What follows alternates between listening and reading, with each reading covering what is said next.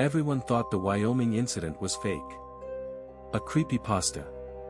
An elaborate ARG designed to unsettle people on early internet forums and nothing more. The distorted faces, the cryptic messages, the claims of headaches and nausea, all of it dismissed as fiction crafted by bored digital artists sometime around 2007. Case closed. Nothing to see here. Move along. Then, in 2024, someone filed a Freedom of Information Act request with the Federal Communications Commission. And what came back changed everything. Because buried in the FCC's own records was documentation of a genuine investigation into a signal intrusion complaint filed by a cable provider operating in Niobrara County, Wyoming. The same county. The same time frame. The case was closed, yes, but not because they determined it was a hoax. It was closed as unresolved. Meaning someone actually hijacked a broadcast signal in that remote stretch of Wyoming, and to this day, no one knows who did it or why. So let me ask you something. If the Wyoming incident was always just a scary internet story, then what exactly did the FCC spend months investigating? Let's start with what most people think they know. If you've spent any time in the darker corners of the internet, the forums dedicated to lost media, broadcast anomalies, and unexplained digital artifacts, you've almost certainly encountered the Wyoming incident. The story goes something like this. Sometime between 2006 and 2008, during a local news broadcast on a small television station serving Niobrara County, Wyoming, the signal was hijacked. The regularly scheduled programming was replaced by something deeply unsettling. A series of human faces, grotesquely distorted, stretched and warped as though viewed through a funhouse mirror designed by someone who genuinely hated you. These faces pulsed and shifted against a dark background, accompanied by a low droning sound that viewers later described as physically uncomfortable to listen to. Between the faces, text appeared on screen. Simple phrases. Direct. Almost commanding. You will see such pretty things. Rejoice. You are ill. But we can cure you. According to the accounts that circulated online, the hijacked broadcast lasted somewhere between 6 and 10 minutes. And the people who watched it, and there weren't many, because Niobrara County has one of the lowest populations of any county in the United States, reported experiencing headaches, nausea, visual disturbances, and in a few cases, what they described as a lingering sense of dread that persisted for days afterward. The story spread through the internet the way these things do. Forum posts. Early YouTube uploads. Creepypasta compilations. And within a few years, a general consensus formed: it was an ARG. An alternate reality game. A piece of collaborative internet horror fiction, brilliantly executed, but fiction nonetheless. The video that circulated was assumed to be the original creation, not a recording of an actual broadcast, but a manufactured artifact designed to support the narrative. People pointed to the production quality, which was unsettling but clearly deliberate. They pointed to the lack of verifiable witnesses. They pointed to the fact that no television station in Wyoming ever publicly confirmed that their signal had been compromised. And honestly, that explanation made sense. It was the tidy answer. The comfortable one. The internet creates horror, packages it as reality, and we all enjoy the thrill before moving on. The Wyoming incident was filed alongside other famous internet mysteries that turned out to be creative projects, impressive, atmospheric, but ultimately authored. End of story. Except it wasn't. To understand why the FOIA revelation matters, you need to understand what signal intrusion actually is, and why the FCC takes it so seriously. A broadcast signal intrusion, sometimes called a broadcast hijacking, is the unauthorized takeover of a television or radio signal. It is a federal crime. It has been a federal crime since long before the Wyoming incident allegedly occurred. And the reason it's treated with such severity has nothing to do with the content of what's broadcast during the hijacking. It's about the infrastructure. Television and radio broadcast frequencies are regulated because they share spectrum space with emergency communication systems. A signal intrusion doesn't just interrupt your evening news. It demonstrates that someone has the technical capability to override controlled communication channels. And if someone can override a local news broadcast, the implication, the one that keeps FCC investigators up at night, is that they could potentially override an emergency alert system broadcast. They could send false evacuation orders. They could create panic.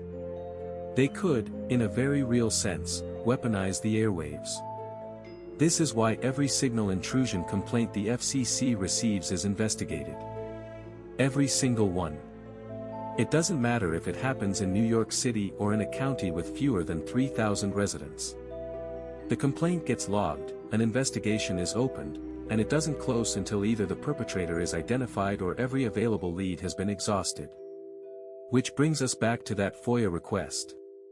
In early 2024, a researcher, and I'm going to be careful here about how I characterize this person, because they've requested a degree of anonymity and I want to respect that, filed a Freedom of Information Act request with the FCC seeking any records related to broadcast signal intrusions or complaints originating from the state of Wyoming between the years 2005 and 2009. The request was broad by design. They weren't specifically looking for confirmation of the Wyoming incident. They were casting a wide net, hoping to catch something. And they caught something. The documents that came back, partially redacted, as is typical with FOIA responses, confirmed that the FCC received and investigated a complaint from a cable television provider operating in Niobrara County, Wyoming. The complaint was filed sometime between 2006 and 2008, the exact date is among the redacted information. The nature of the complaint was a reported signal intrusion affecting local programming. The investigation was conducted. And the final disposition of the case was listed as unresolved. Not unfounded. Not hoax. Not insufficient evidence. Unresolved. That word matters. In FCC terminology, unresolved means that the investigation confirmed there was sufficient basis to take the complaint seriously, that something anomalous did appear to have occurred, but that the source of the intrusion could not be identified. It means investigators looked into it and couldn't figure out who did it or how. It means the case sits in a filing cabinet somewhere in an FCC field office, technically still open, waiting for information that may never come. Now I need to be very clear about something, because precision matters when we're navigating the intersection of documented fact and internet legend. The FOIA documents do not specifically reference distorted faces. They do not mention the phrase, "You will see such pretty things." They do not describe the content of the intrusion in any detail that has been made publicly available. The content description sections were among the redacted portions. What the documents confirm is that a real signal intrusion complaint was filed, from the right place, during the right time period, and that the FCC took it seriously enough to investigate and was unable to resolve it. This means one of several things, and each possibility is unsettling in its own way. Possibility 1, the Wyoming incident video that circulates online is a genuine recording of the actual signal intrusion, or close to it. Someone in Niobrara County saw what was broadcast, and the viral video is either their recording or a faithful recreation based on what they witnessed. Under this scenario, someone with significant technical expertise hijacked a broadcast signal in one of the most remote and sparsely populated regions in the continental United States, transmitted deeply disturbing imagery and psychologically charged messages, and vanished without a trace. Possibility 2, the viral video is entirely a creative work, an ARG, as most people have assumed, but it was inspired by a real event. Someone heard about the actual signal intrusion, which may have been far more mundane than what the video depicts, and used it as the foundation for an elaborate horror narrative. The truth and the fiction grew intertwined until they became inseparable. Possibility 3, the viral video and the real signal intrusion are completely unrelated. A genuine broadcast hijacking occurred in Niobrara County during that time period, and separately, someone created the Wyoming incident video as a piece of internet horror, and the geographical and temporal overlap is pure coincidence. Each of these possibilities raises its own set of questions. But I want to focus on 5 specific things that nobody has been able to adequately explain, regardless of which interpretation you favor. The first is the location. Niobrara County, Wyoming, is one of the least populated counties in one of the least populated states in America. As of the last census, fewer than 2,500 people live there. The county seat, Lusk, has a population that hovers around 1,500. This is cattle country. Open rangeland. The kind of place where your nearest neighbor might be a 20-minute drive away. If you were going to hijack a broadcast signal, something that requires real technical knowledge and carries serious federal penalties, why would you do it here? The maximum potential audience is negligibly small. If the goal was to spread a message, to terrify people, to make a statement, you would target a major market. You would hit Denver or Salt Lake City or at minimum Cheyenne. The only reason to hijack a broadcast in Niobrara County is if your target wasn't the general public. If you were aiming at someone specific. Or if you were testing something. The second is the content. Again, we don't know for certain that the content shown in the viral video matches what was actually broadcast during the confirmed signal intrusion. But let's engage with the video as a cultural artifact for a moment. The distorted faces in the Wyoming incident video aren't random. Analysis by digital artists and video editors over the years has suggested that they may be derived from photographs of real people, faces that were then manipulated through warping and stretching effects. Some analysts have noted that the distortions appear intentionally calibrated to trigger discomfort. The proportions of the features, the enlarged foreheads, the stretched mouths, the sunken eyes, map closely onto what neuroscience tells us about the uncanny valley, that psychological space where something looks almost human but not quite, and our brains flood with alarm signals in response. The faces weren't designed to be scary in a conventional, horror movie sense. They were designed to be wrong. To provoke a visceral, neurological response. That takes knowledge. That takes research. The third is the text. You will see such pretty things. Read that again. It's not a threat, exactly. It's a promise. An almost tender one. It has the cadence of something a parent might say to a frightened child before a medical procedure. You'll be fine. You'll see such pretty things. There's a grotesque intimacy to it. And the other phrases, rejoice and, you are ill but we can cure you, they reinforce this dynamic. Whoever wrote these messages, whether for a real broadcast intrusion or for an internet video, was constructing a very specific psychological framework. The viewer is positioned as sick, as damaged, and the intruder positions themselves as a healer, a liberator. These aren't the words of someone trying to cause panic. They're the words of someone claiming to offer salvation. And in the entire history of broadcast signal intrusions, there is nothing else quite like it. The fourth is the reported physical effects. Multiple people who claim to have witnessed the original broadcast, or even people who simply watched the viral video for extended periods, reported headaches, nausea, and visual disturbances. Now, the obvious skeptical response is that these reports are psychosomatic. People were told the video would make them feel ill, so they felt ill. And in many cases, that's almost certainly what happened. But here's what's interesting. In the study of low-frequency sound, infrasound, specifically, there is well-documented evidence that certain frequencies below the range of conscious human hearing can cause physical discomfort, nausea, feelings of unease, and even visual disturbances. The frequency most commonly cited is around 18.98 Hz, sometimes called the fear frequency, which can cause vibrations in the human eyeball that produce visual anomalies.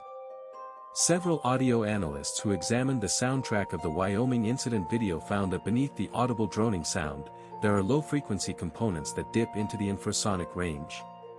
Whether these were intentionally embedded or are artifacts of the audio compression is debated.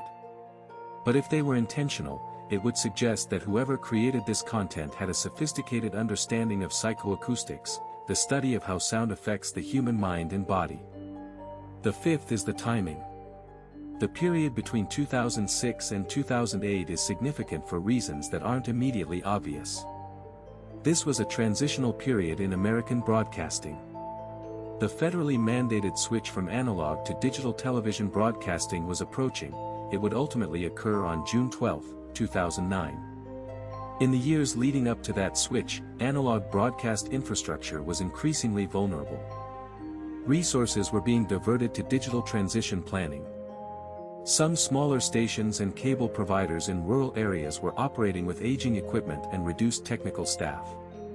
If you wanted to exploit a weakness in broadcast infrastructure, this was the window. And it was closing. After the digital transition, the technical methods used in most previous broadcast intrusions became largely obsolete. Whoever hijacked that signal in Niobrara County, if they did so using analog-era techniques, did it during the last years when such a thing was possible. They caught the door just before it closed. Now I want to talk about the history of broadcast signal intrusions in the United States, because the Wyoming incident, whether you believe the viral video is authentic or not, exists within a tradition. And that tradition is stranger and more disturbing than most people realize. The most famous broadcast intrusion in American history occurred on November 22, 1987, in Chicago.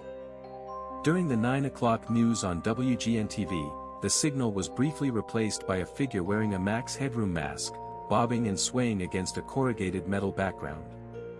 The intrusion lasted about 30 seconds before engineers regained control. Then, later that same evening, during a broadcast of the Doctor Who episode Horror of Fang Rock on WTTW, the same masked figure appeared again. This time, the intrusion lasted about 90 seconds and included the figure being struck on the buttocks with a fly swatter by an accomplice before the signal was cut. The Max Headroom incident has never been solved. Despite an FBI investigation and significant public interest, the person or persons responsible were never identified. But here's what most people don't know. The Max Headroom incident was not the first broadcast intrusion, and the others are far less whimsical. In 1977, the Southern television broadcast in the United Kingdom was interrupted by a voice claiming to be Vrillon of the Ashta Galactic Command, delivering a message about peace and the future of humanity. That case was also never solved.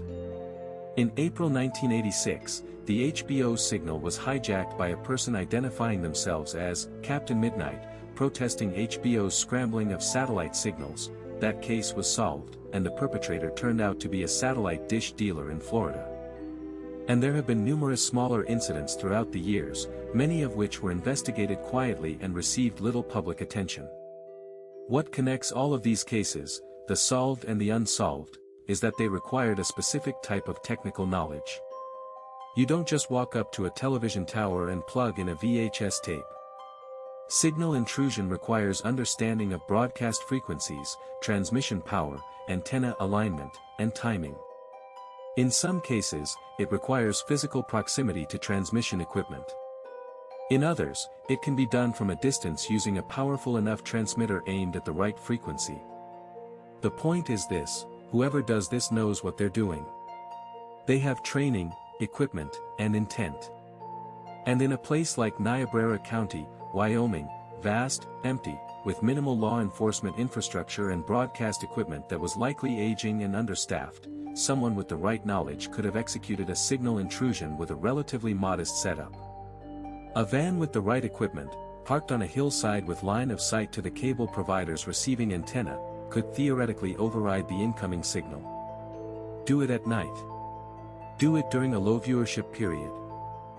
Be gone before anyone realizes what happened. The FOIA documents suggest that this is more or less what the FCC investigation concluded, not that a van on a hillside was specifically identified, but that the intrusion appeared to have originated from an external source overriding the cable provider's signal, and that no suspect or source location could be determined. In a county the size of Niobrara, over 2,600 square miles of mostly open terrain, finding the origin point of a brief unauthorized transmission would be like finding a needle in a haystack the size of Rhode Island. So someone drove into the emptiness of eastern Wyoming, set up a transmitter, hijacked a television signal, broadcast something, and drove away. And we don't know what they broadcast. And we don't know why. Let me take you deeper. In the years since the Wyoming incident first surfaced online, a small but dedicated community of researchers has attempted to trace the origins of the viral video. And what they've found, or more accurately, what they haven't found, is telling. The earliest known upload of the Wyoming incident video has been traced to approximately 2006 or 2007, on platforms that predated YouTube's dominance. But there are references, forum posts, mentions in comments sections, that suggest awareness of the incident may predate the video itself. Some researchers have found posts from 2005 and early 2006 on obscure forums that reference a broadcast disturbance in Wyoming without providing specific details. These posts are fragmentary, difficult to verify, and could easily be retroactive fabrications. But their existence raises a question: did the story precede the video, or did the video precede the story? If the story came first, if people were talking about a strange broadcast in Wyoming before the viral video appeared, then the video may indeed be a recreation of something that actually happened. Someone heard the accounts, visualized what was described, and produced the video as a representation. Under this interpretation, the viral video is not the event itself but a dramatization of it, and the real broadcast may have looked entirely different. If the video came first, then the story grew around it as a mythological framework, and any connection to the real FCC investigated signal intrusion is coincidental. The truth is probably messier than either clean narrative. The internet in 2006 and 2007 was a different landscape than it is today. Information spread differently. Communities were smaller and more insular.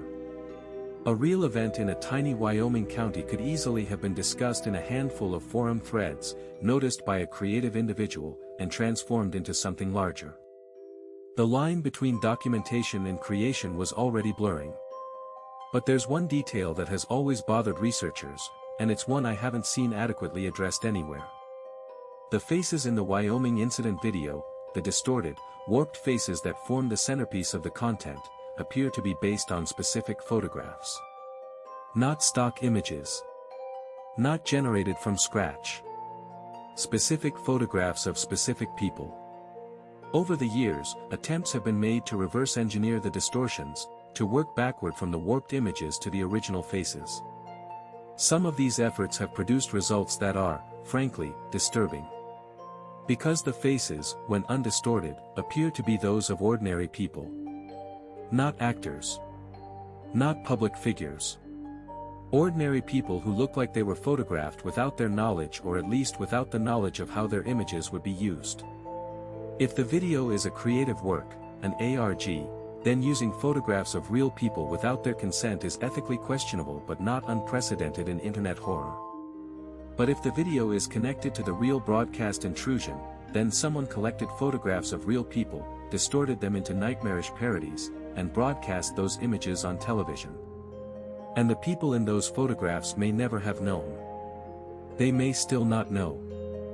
There is a concept in psychology called pareidolia's inverse. It doesn't have an official name, but researchers who study facial recognition have described the phenomenon. Normal pareidolia is when we see faces where there are none, in clouds, in wood grain, in electrical outlets. The inverse is when we see a real face that has been altered just enough to become unrecognizable at a conscious level while remaining recognizable at a subconscious one. The brain knows it's looking at someone it has seen before, but it can't complete the identification.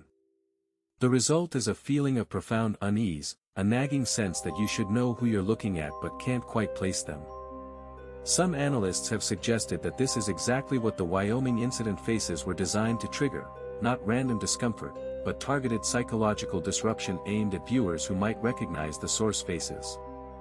If that's true, and I want to emphasize that this is speculation, then the broadcast wasn't aimed at a general audience at all. It was aimed at a specific community. A community small enough that the distorted faces might belong to people the viewers knew. People in Niobrara County. Their neighbors. Their co-workers. Their families. That changes everything, doesn't it?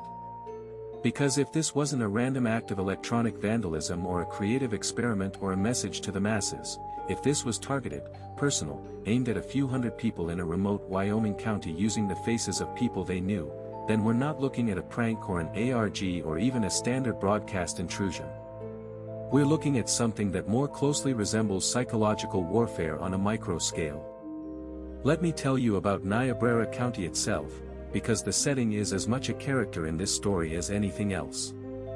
Niobrara County sits in the eastern part of Wyoming, bordering Nebraska and South Dakota. It is dominated by rolling grasslands, eroded buttes, and the occasional stand of pine trees. The landscape is beautiful in a stark, austere way, the kind of beauty that can tip into menace if the light changes or the wind picks up. The county was named after the Niobrara River, which cuts through the landscape and has been a landmark for travelers and settlers for centuries. The population has been declining for decades. Like many rural counties in the American West, it struggles with the slow erosion of its economic base, its young people leaving for cities, its infrastructure aging faster than it can be replaced. It is the kind of place where everyone knows everyone. Where a stranger's car on Main Street is noticed and discussed. Where the arrival of FCC investigators, if they came in person, which is standard practice for signal intrusion complaints, would have been the talk of the town. And yet, somehow, the investigation came and went without generating any lasting public record, any newspaper articles, any community discussion that has survived in digital form. That silence is strange. In a community that small, an FCC investigation would be a significant event. Federal agents don't visit Lusk, Wyoming, on a regular basis. People would remember. People would talk. And yet, if they talked, those conversations haven't surfaced. Either the investigation was conducted with unusual discretion, or the community chose not to discuss it. There's a third possibility, of course. Maybe they were told not to. I have no evidence for that. I want to be clear. But the absence of any community-level documentation of an FCC investigation in a county of 2,500 people is, at minimum, notable. These are people who document everything: county fairs, high school football games, church socials. A visit from federal investigators would have been memorable. Its absence from the record suggests either that the investigation was minimal, conducted entirely remotely, or that there's a layer to this story that we're not seeing. Now, let me talk about what's happened since the FOIA revelation, because the story didn't end with the release of those documents. If anything, it got stranger. In the months following the publication of the FOIA findings, several things happened in rapid succession. First, the Wyoming incident video experienced a surge in viewership, as tends to happen whenever an old internet mystery gets new oxygen. This is expected and unremarkable. But alongside the renewed attention came new claims. People surfaced on forums and social media asserting that they or their family members had been living in Niobrara County during the relevant time period and had witnessed something on television that disturbed them. Some of these claims are almost certainly fabricated. The internet has never lacked for people willing to insert themselves into a compelling narrative. But a few of them contain details that were specific enough, and mundane enough, to be potentially credible. One account, posted on a forum dedicated to broadcast anomalies, described a viewer who was watching local programming. They believed it was during a commercial break, when the screen went dark for several seconds before displaying what they described as a face that looked like it was melting, like a painting left in the rain. They said the image lasted only a few seconds before normal programming resumed. They did not describe text on screen. They did not describe multiple faces. They described a single distorted face for a brief duration. This account is significant because it doesn't match the viral video. It's less dramatic, less elaborate, and less frightening in the telling. It sounds, in other words, more like what a real signal intrusion might look like: brief, confusing, and over before the viewer fully processes what they've seen. Another account, which I've been unable to verify independently, claims that a relative who worked for the cable provider in question recalled that the company received a small number of calls on a particular evening from subscribers reporting strange images on their television sets. The calls were initially attributed to a technical glitch. It was only later, according to this account, that the cable provider filed a complaint with the FCC, after their own internal review failed to identify a source for the anomalous transmission. These accounts, if true, paint a picture that is quite different from the dramatic narrative of the viral video. Not a 6 to 10 minute broadcast of cycling faces and cryptic messages, but a brief, disorienting interruption, a few seconds, maybe a minute at most, that was confusing rather than terrifying in the moment. The viral video, under this interpretation, would be an artistic elaboration. A what-if. A dramatization of what might have been seen, expanded and intensified for maximum effect. But here's what keeps me up at night about this. Even the modest version, a few seconds of a distorted face interrupting local programming in a tiny Wyoming county, is deeply strange. Because it still requires someone with the technical knowledge and equipment to override a cable signal. It still requires intent. Someone decided to do this. Someone chose Niobrara County. Someone aimed a transmitter or accessed infrastructure and pushed an image of a distorted human face into people's living rooms. Why? Let me offer you 3 theories. Not the standard theories that have been recycled in every discussion of the Wyoming incident for the past 15 years, but 3 frameworks that attempt to account for the FOIA revelation. Theory 1, the test. This theory proposes that the signal intrusion was a proof of concept, a technical exercise designed to demonstrate that broadcast signals in rural America could be hijacked. Under this framework, the content of the broadcast is almost irrelevant.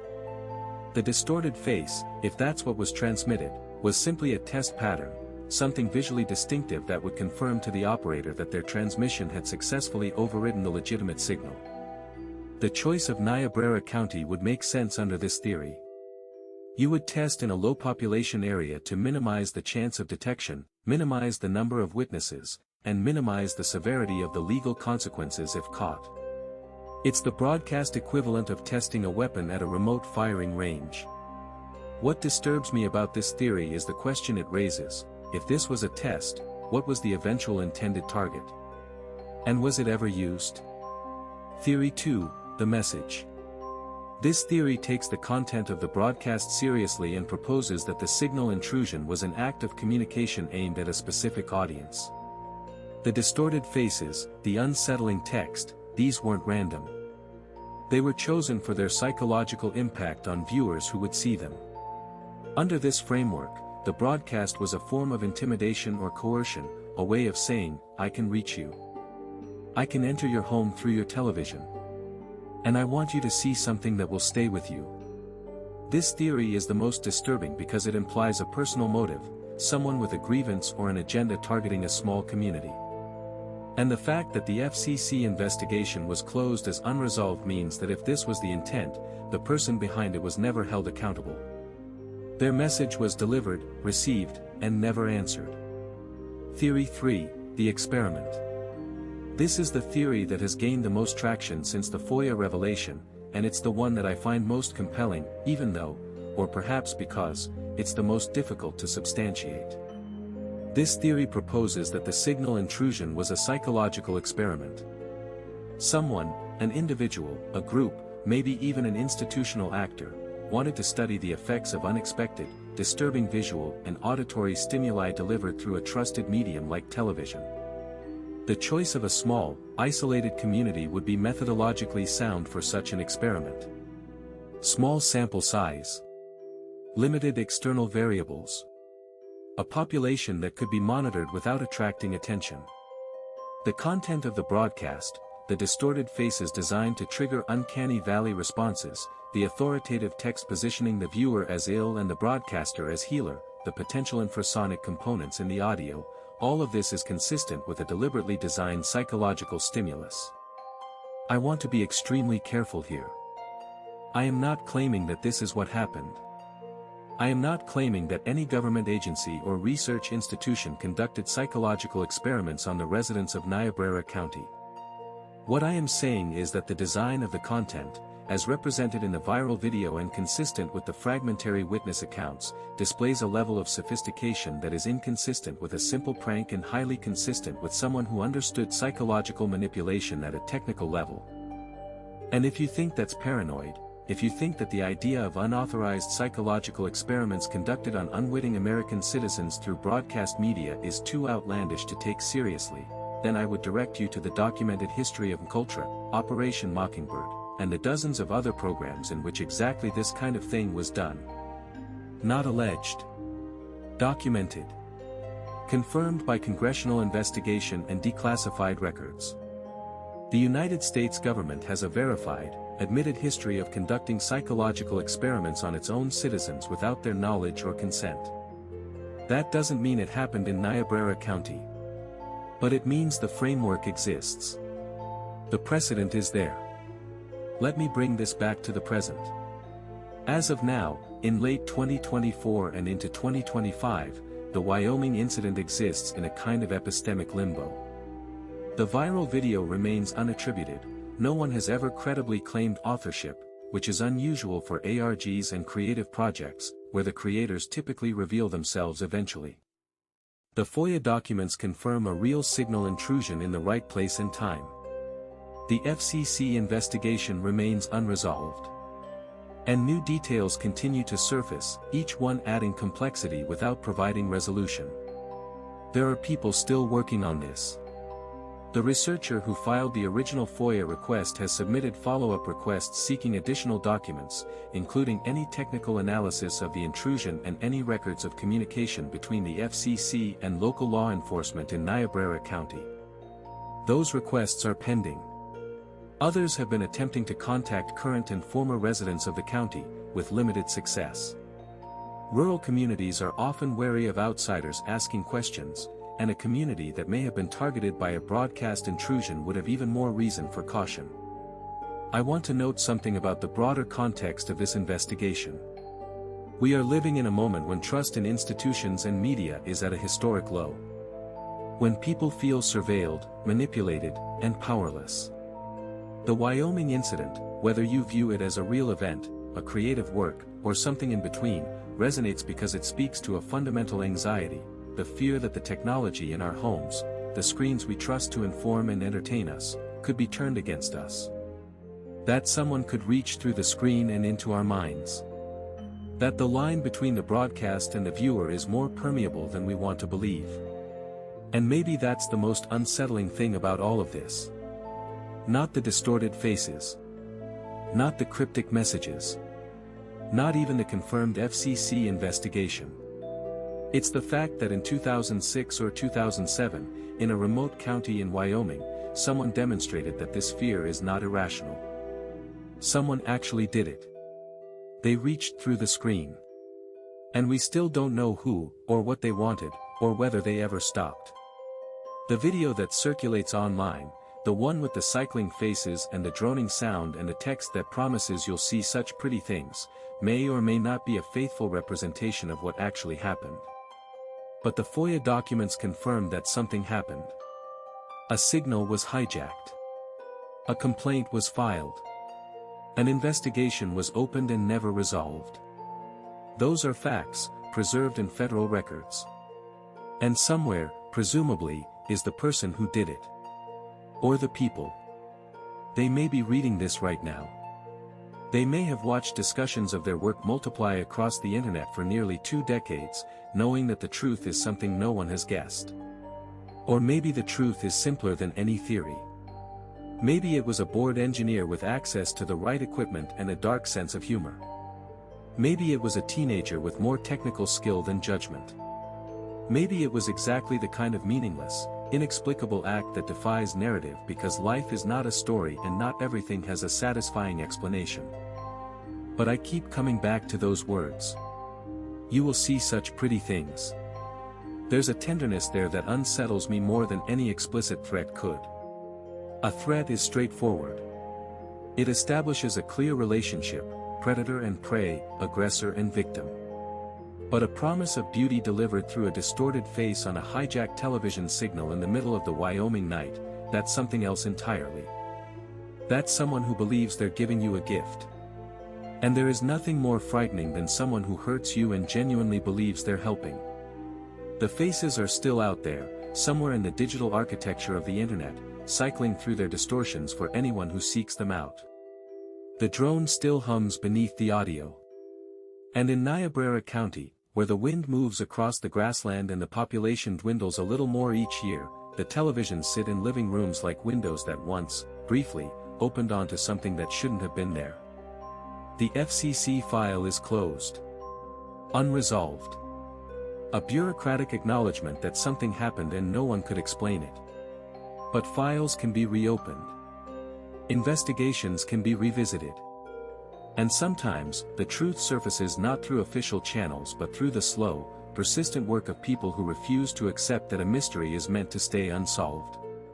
We know now that the Wyoming incident wasn't entirely fiction. Something real sits at its core, a documented event, investigated by a federal agency, never explained. Whether the viral video represents that event faithfully or transforms it into something larger and more terrifying, the foundation is real. The signal was hijacked. The screen showed something it wasn't supposed to show. And the person responsible was never found. I've spent weeks on this. I've read every available document, every forum post, every analysis. I've spoken with people who study broadcast security and people who study online folklore. And the honest truth is that I don't know what happened in Niobrara County. I don't know if the faces in the video are what people actually saw. I don't know if the physical symptoms were real or psychosomatic. I don't know if this was a test, a message, an experiment, or something else entirely. But I know that the FCC doesn't investigate fiction. I know that unresolved means they couldn't explain it either. And I know that someone, somewhere, pointed a transmitter at the Wyoming sky and pushed something through the airwaves that wasn't supposed to be there. What do you think really happened? Was it an elaborate prank by a technically skilled individual who chose the most remote target possible? Was it a test run for something larger that we never learned about? Was it a targeted message aimed at someone in that tiny community?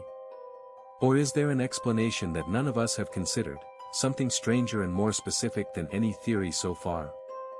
Leave your theory below. Because nearly 20 years later, this case is still open. And the FCC isn't the only one looking for answers.